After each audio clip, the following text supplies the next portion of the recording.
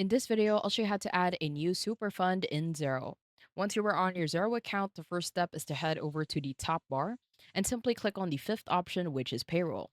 Now, under payroll, you want to head over to the bottom and click on payroll settings.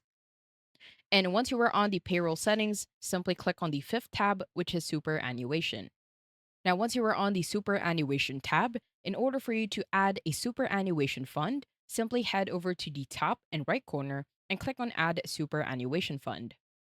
Now, from here, you can set the type to be regulated or self managed super fund. So, if you click on self manage, you will have the name, the ABN, the electronic service address alias, as well as the employer number and the bank account. I will do a regulated superannuation fund. Now, on the name, what you need to do is type the official fund name or the USI. So, on the name, if we type host plus, at the bottom, you will automatically see the superannuation fund for host plus. So, let's say I want to add the basic one. Now, on the employer number, this is optional, but it will automatically add the USI. And once you're done, head over to the bottom in the right corner and click on add.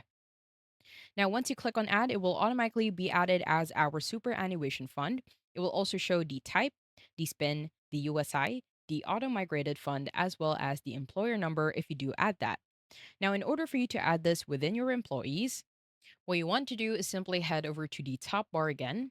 And from here, click on payroll. At the bottom of payroll, you want to head over to employee management section.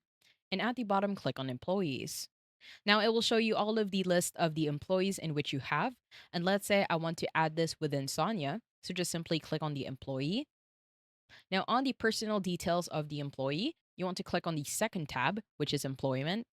And on the employment section, you want to scroll down until you find the superannuation.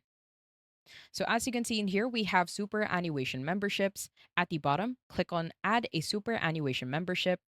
From here, you want to select a fund. I will choose the Host Plus, which I added earlier. You want to add a member number. Now, this is the number that is assigned to the employee by the super fund.